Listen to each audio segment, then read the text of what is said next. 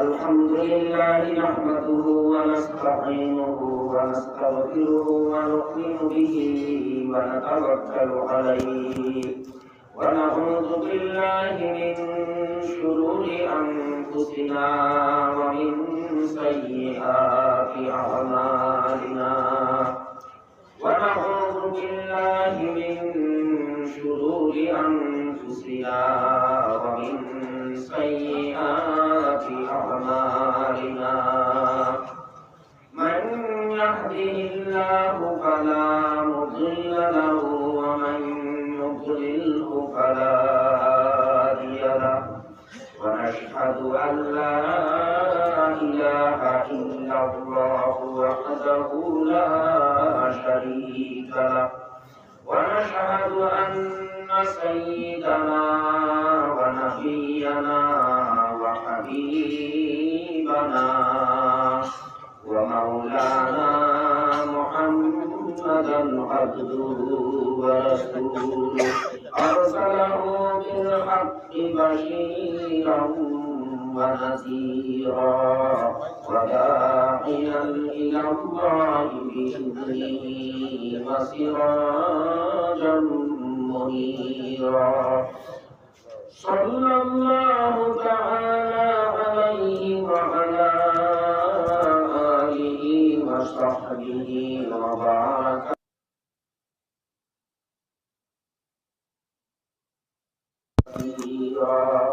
أما بعد فقد قال الله تبارك وتعالى في كلامه المجيد والفرقان الحميد فأعوذ بالله من الشيطان الرجيم بسم الله الرحمن الرحيم واعتصموا بحبل الله جميعا ولا تفرقوا صدق الله مولانا العظيم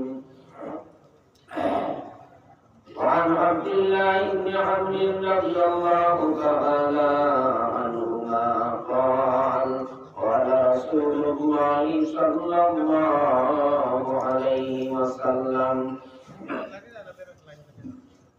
من قام بعشر آيات لم يكتب من الغافلين ومن قام ب100 آية كتب من القانتين ومن قام ب1000 آية كتب من المقنطين أو كما قال عليه الصلاة والسلام اللهم صل على سيدنا ومولانا محمد وعلى آل سيدنا ومولانا محمد اللهم صل على سيدنا ومولانا محمد وعلى آل سيدنا ومولانا محمد اللهم صل على سيدنا ومولانا محمد وعلى آله وصحبه وبارك وسلم كما تحب وترضى عدد ما تحب وترضى سبحان الله وبحمده سبحان الله العظيم سبحان الله وبحمده سبحان الله العظيم سبحان الله وبحمده سبحان الله العظيم أستغفر الله إن الله غفور رحيم أستغفر الله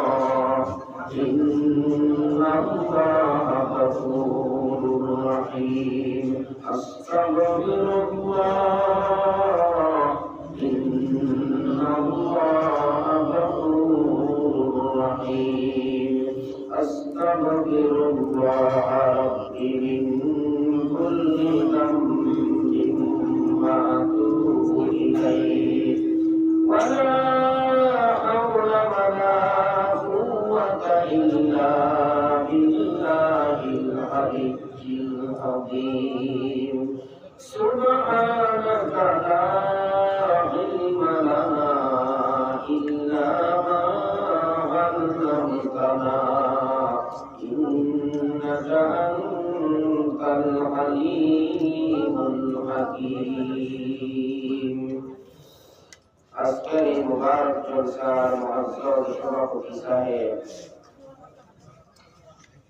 সম্মানিত উলামায়ে কেরাম, মাননীয় মুরব্বী সাহেবগণ, আমার প্রিয় যুবক ভাই বন্ধুগণ, আলহামদুলিল্লাহ অত্যন্ত খুশির কথা, এই অঞ্চলের মুসলমানগণ কোন দিনী সভা হইলে যেভাবে যোগদান করেন এটা দেখিয়া যে কোনো অতিথির মন খুশি দিবার কথা। আলহামদুলিল্লাহ এই অঞ্চল আরো সামান্য উদ্ধার যে মাদ্রাসা আসলো, হাফিজিয়া মাদ্রাসা, সেই মাদ্রাসার কয়েকবার আবার প্রবেশ করেছে। আমি দেখছি প্রত্যেক জলসাকু আলহামদুলিল্লাহ আপনারা যেভাবে হাজির হয়েছেন, সবার মধ্যে যোগদান করছেন, এইগুলা কথা আমার স্মরণ আছে। আজকে এই সভা বিরাট পিন্ডাল আপনারা এই মাঠ করিয়া আয়োজন করছেন, আর আলহামদুলিল্লাহ প্রায় পিন্ডাল হয়েছে। রাস্তাঘাটে কোনো ভাই বন্ধু থাকুন, মুরব্বী সাহেবগণ থাকুন, যে আপনারা সভা খাইয়া শান্তিতে কিছু সময় হোকা, সামান্য একটু আপনারা ত্যাগ স্বীকার হোকা, ইনশাআল্লাহ ফায়দা হবে। সাহেবগণ, বুজুর্গগণ, আমি অত্যন্ত আনন্দিত। এই মাদ্রাসা আগে থাকি দেখি আর, কিন্তু এই মাদ্রাসা আবার আর সুযোগ হয়েছে না। এই প্রথমবার এই মাদ্রাসা খাইয়া আপনারা সবার মধ্যে হাজুর সময় করেছি, আলহামদুলিল্লাহ। যদিও আমার কিছু উত্তরাপত্তি আসতো, আর যে বুজুর্গদের দাবত দিয়েছিলেন বহু দূর করিয়াও আমার বাধ্য হচ্ছই না, আপনারা সবার হারিয়ে হইতে পারায় আমি অত্যন্ত ভাগ্যবান মনে করিয়া সাহেবগণ, বুজুর্গগণ, বড় বড় ভাই যখন বক্তা হলে অনেক মূল্যবান বয়ান আপনারা সামনে উপস্থাপন করিয়া দিয়েছেন। আর এরপরেও আরো কিছু বক্তাগণ, আরো কিছু ভাই যখন বাকি আছে, তার বয়ান ইনশাআল্লাহ করব। সব থেকে বড় কথা হইল এই অঞ্চলের মুসলমানে, এই বৃহৎ অঞ্চলের মুসলমানে এই অঞ্চলের মধ্যে একটা দিনই মাদ্রাসা প্রতিষ্ঠা করছে। আর আলহামদুলিল্লাহ এই মাদ্রাসা এটা টিকাই দিয়েছেন, আর ছাত্র আলহামদুলিল্লাহ নিসাবর উঠে আসবেন। মানে বর্তমান মাদ্রাসা টিকাই দিয়ে সাধারণ নিয়ম হইল কমপক্ষে 50-50 একটা কি অরুণদের ছাত্র আলহামদুলিল্লাহ আপনারা মাদ্রাসা আসবে। শিক্ষার গুরুত্ব সম্পর্কে আপনারা সামনে অনেক মূল্যবান বয়ান রাখিয়া গেছেন বক্তা হবে। সেই হিসাবে এটা আমরা দায়িত্ব স্থাপন করবো, আমরা কর্তব্য, আমরা সন্তান করে আমরা সুশিক্ষিত বানাইতাম। আর তিনি শিক্ষা প্রতিষ্ঠান যেটা ইতার উপর আমরা সন্তান করে ভর্তি করতাম। যে কোনো একটা সন্তান দেব আমরা প্রথমে তিনি শিক্ষা দিতাম, প্রাথমিক ইসলামিক শিক্ষায় তারে শিক্ষিত বানাইয়া বা হাফিজ বানাইয়া যদি আমরা তারে জানালে শিক্ষিত বানাই, তাহলে বেশ উপকার আমরা পাই। এই সন্তানটা সুশিক্ষিত হইল, এর দ্বারা দেশ এবং বয়স সব উপকৃত হইল, এর কামিয়াব হইল, তারও এই জীবনটা সফল হইল ইনশাআল্লাহ। আমি আপনারা সামনে বেশি দীর্ঘ আলোচনা করতাম নাই, কোরআনে পাথরে আয়াত পড়েছি আর এক ভবিষ্যৎ আপনারা সামনে পাঠ করছি। সামনে রাখিয়া সামান্য আলোচনা করার চেষ্টা করব। এক কথা সংক্ষেপে আমরা সকল জানা, এই কথা এখন প্রায় সব মুসলমানের বুঝেছিল যে আমরা দ্বীনে ইসলামের প্রাণ কেন্দ্র হইল একমাত্র মাদ্রাসা। আমরা ইসলাম আর আমরা ইমান এটা যদি আমরা বাঁচাইতে চাই তাহলে মাদ্রাসাগুলাকে টিকে রাখতে হবে। মাদ্রাসাগুলা আমরা বাঁচাইতে রাখবো। যত ধরনের সাহায্য সহযোগিতার প্রয়োজন হয় মাদ্রাসায় আমরা হাত পাইয়ে দিতে রাখবো। আলহামদুলিল্লাহ মুসলমানের সাহায্য কর্তা মাদ্রাসা হলে মুসলমানের তারা বিভিন্ন ধরনের সাহায্য দিয়া চিন্তায় টিকে রাখছে। আপনারা জানেন এই দেশ দীর্ঘদিন পর্যন্ত ইংরেজের শাসন চালিয়েছে, শোষণ করছে। পর্যন্ত আমরা আপনার পূর্বপুরুষ হলে আর সবথেকে বেশি পিছনে ত্যাগ স্বীকার করছে মুসলমান। এই দেশকে স্বাধীন করার লাগে অনেক মানুষের শাহাদত বরণ করছে। আর সর্বপ্রথম এই দেশকে স্বাধীন করার লাগিয়া দিয়ে ফতোয়া দিছিল, ঘোষণা করছিল। এই মহিলা একজন আলিমের দিন মুসলিমুল হিন্দ হযরত শাহ আব্দুল আজিজ মুহাদ্দিস মুখের কথা নাই। অনেক সময় পত্রিকা দেখা যায় কেউ কই কিতাবের ভিসা কিতাবের মুখের কথা। আমরা শুধুমাত্র দাবি দাবি নাই, এখনো লিখিত ফতোয়া আছে, এখনো দেখা দরকার হইয়া আমার কাছে আছে ফতোয়া আব্দুল আজিজ শাহ আব্দুল আজিজ মুহাদ্দিসের দেহলভী রহমাতুল্লাহি আলাইহি এর ফতোয়া দিশলা ফারসি ভাষায়। তখনকার যুগে ভারতবর্ষের ভাষা আসলো ফারসি। ফারসি ভাষার মধ্যে এই কিতাব লিখিয়া গেছে, কিতাবের মধ্যে এই ফতোয়াটা এই বিদ্যমান আছে 1803 অনুমান হলকাকে আগে বাড়িয়া স্বাধীনতা আন্দোলন আরম্ভ করছে 1883 সালে। 1947 কথা বললেন না, 1947 কথা না, 1803 ইংরেজি যে ব্যক্তি মুখাদিস এর নাম হল শাহ আব্দুল আজিজ মুহাদ্দিসের দেহলভী। ফতোয়া আজিজিয়া ফারসি ভাষায় আমার কাছে লেখা আছে, আইন পর্যন্ত এই কিতাব আছে। যদি কেউ মিথ্যা করিলে এটা তার মিথ্যা কথা, গতিকে সর্বদা ইচ্ছা হইলে দেখতে পারবা। আমি এই কথা আপনারা ক্রিয়া হিসাবে পাইয়া এই গুরুকে আমরা বেশি রাখা বিরোধে অনেক ত্যাগ করতে এই দেশকে স্বাধীন করা হইয়া 1857 ইংরেজি যখন ভারতবাসী হলে ওরাই করিয়েছিল ইংরেজের হাত, শক্তিশালী ইংরেজের হাত। তখন উলামায়ে কেরামকে চিন্তা করতে যে ইংরেজের 1 নম্বর টার্গেট হইল ইসলাম আর মুসলমান। সবথেকে বড় দুশ্মন হইল ইসলাম আর মুসলমান। কেউ জানি মুসলমানের আত্মাই তারা দেশ জানা কথা। এরা যে ভারত দেশ আসলো, এই দেশটা ভারত আসলো, খালি এই দেশ নাই, বিশাল ভারত। ভারত, পাকিস্তান, বাংলাদেশ, ভারতবাসী একবারে আফগানিস্তান হলো এত বিশাল দেশ। অনেক দিন পরে 100 বছর এটার মুসলমানের এই মুসলমানের হাত থাকিয়া ইংরেজের দেশ দিয়েছে। আর ইংরেজে শেষ পর্যন্ত পরাজয় তারা পূরণ করতে লাগছে। ভারতবাসী তারা যুদ্ধ করিয়া তারা দেশটাকে বিতাড়িত করছে। আর যাইবার সময় এই মিথ্যাবাদী জাতি, এরা তো বড় মিথ্যাবাদী। আজও আপনারা ধরুন আমেরিকা, ইউরোপ, আরব আমেরিকা সারা মিথ্যা কিভাবে তারা প্রচার করে। আজ সারা মিডিয়ার উপরে তারা প্রচার সত্য খবর কোনটা যদি মিডিয়া খাই হয় সাংবাদিক খবরের বাইরে আপনারা এই দেশটা রান্না খবরের সম্পর্ক আছে মিডিয়ার লগে। গাজার শহরটা কি বেশি 100 রুপে সাংবাদিক খবর কোন দোষে এরা সত্য খবর কিভাবে প্রচার করে। এইসব মিথ্যাবাদী হন, এইসব বেঈমান হন, এরা মিথ্যা প্রচার করিয়া এই ভারতের হিন্দু মুসলমানের লড়াই লাগাইবার লাগি কোন ইতিহাস মিথ্যা ইতিহাস রচনা হইতে আছে। আলমগীর বলে আসলে এখন গুলা মুসলমান এগুলো মন্দির বানিয়ে মসজিদ বানিয়েছে। এইসব মিথ্যা কথা হয় ইতিহাসের মধ্যে তারা উঠিয়ে দিয়েছে। হিন্দু আর মুসলমানের লড়াই লাগাইবার লাগি কিন্তু তোমরা আমরা দেশের মধ্যে দিচ্ছ না, তোমরা শান্তিতে থাকতে দিলাম না, এই ষড়যন্ত্রটা হয়ে গিয়েছে।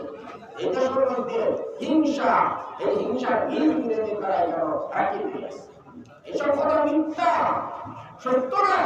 এর জ্বলন্ত প্রমাণ আমি আরো বলছি জায়গায় আপনারা সবে দুজন চারজন দিন পর্যন্ত কয়েক দশক পর্যন্ত কেস চলছে পালন করছে বলছে না। শেষ পর্যন্ত সুপ্রিম কোর্ট সুপ্রিম কোর্টেও রায় দিছে, সুপ্রিম কোর্টে হয়েছে এই জায়গা তো মন্দির বানিয়ে মসজিদ বানানো হয়েছে বলে আমরা পুনঃ প্রমাণ দিয়েছি। আচ্ছা, কথাটা তো এখন পরিষ্কার হয়েছে। এতদিন যে মিথ্যা প্রচার করা হয়েছে বাবর বাদশাহ মন্দির বানিয়ে মসজিদ বানাইছে, এখন সুপ্রিম কোর্টে ক্লিয়ার করে দিছে না পুনঃ প্রমাণ করা হয়েছে না। এখন মসজিদ বানিয়ে মসজিদ বানাই আর পুনঃ প্রমাণ নাই। কিন্তু আমরা অনুষ্ঠিত করবো যার লাঠি তার পুরুষ, তখন জোর যার মুলুক তার, গতিকে আমরা যখন দিতে লাগবো সংখ্যা ঘুরিয়ে কত সঙ্গে হামলা করা হইল।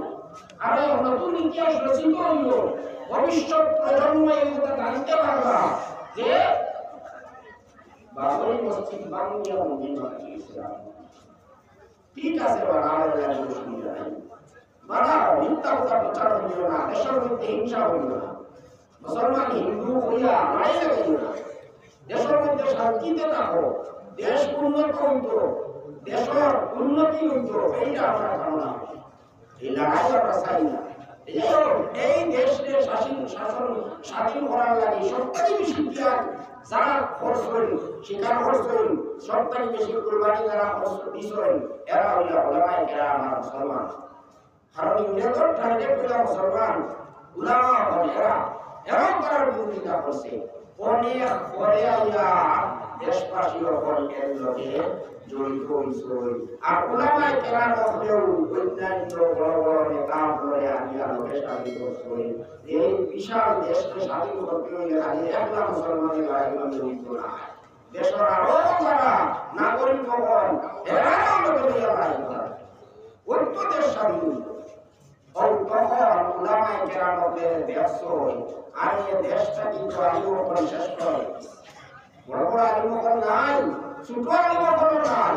এদের মানুষের জনাদা হয়ে বাংলা কি মানুষের আলিম খুঁজে যাবে তারা জনাদা হয়ে যেতে বড় আলিমের কথা হয়ে যায়, সাধারণ মেসামলি জনাদা ধরে নিতে পারবে। কিন্তু অনেক সময় জনাদা তুইয়া অনেক সময় অপেক্ষা করা হইতে কোনো মেসার যদি তোমায় তাকে ভাবা যায় জানি না আমরা জনাদা মাফ করি ওলা ওলা বাপরা বিশাল মহলে যেতে। তখন উলামায়ে কেরামকে চিন্তা করছেন, হযরত হাজী মিলাদুল্লাহ মাহদি মক্কি রাহমাতুল্লাহ আলাইহি, হুজ্জাতুল ইসলাম কাসিম নাওয়াবী রাহমাতুল্লাহ আলাইহি ওয়া গায়রা হুজুরকে চিন্তা করছেন যে এখন যদি আমরা ইসলাম সেবা সাইবার যদি চিন্তা করি না, আলিমকল যদি আরো কিছু তৈরি করা হয় না, খুব কম দিনে ইংরেজের যে উদ্দেশ্য যেটা এটা সকলে দিব, তার উদ্দেশ্য হইল এই দেশটা দিয়া ইসলাম শেষ করিয়া অন্যান্য ধর্মে মিলাইয়া খ্রিস্টান ধর্ম প্রচারে প্রচার করা, দেশের মানুষের সারা মানুষের খ্রিস্টান বানাই দিল তার উদ্দেশ্য। অন্য ধর্মের মানুষের খ্রিস্টান বানানি এত কঠিন না, মুসলমানদের খ্রিস্টান বানানি কিন্তু বড় কঠিন। ও কারণে তারা সবথেকে বেশি মুসলমানের লোকের শত্রুতা হয়েছে। কোরআন শরীফ লক্ষ লক্ষ কোরআন শরীফের কবিতা হয়েছিল। এইসব করার পরে উলামায়ে কেরামের চিন্তা করলাম আলিমকল বানাইবার ক্ষেত্রে মাদ্রাসা, মাদ্রাসা যদি আমরা এখন প্রতিষ্ঠা হই না, আগে তো বড় বড় সম্রাট হতে, বড় বড় মুসলমান ব্যক্তি হতে পাঁচজনের হিসাবে মাদ্রাসা চালাইছিলাম। এখন ইংরেজরা এই দেশকে 57-1857 ইংরেজি তারা দখলের মধ্যে পুরাপুরি পাঠিয়ে দিয়েছে দিয়া দিল্লির কত জায়গা শত শত মাদ্রাসা এখন একবারে ভাঙিয়া চুরমার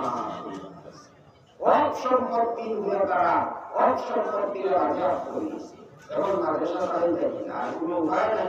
উলামায়ে কেরাম এখন দিলর দাঁড়িয়ে দিত,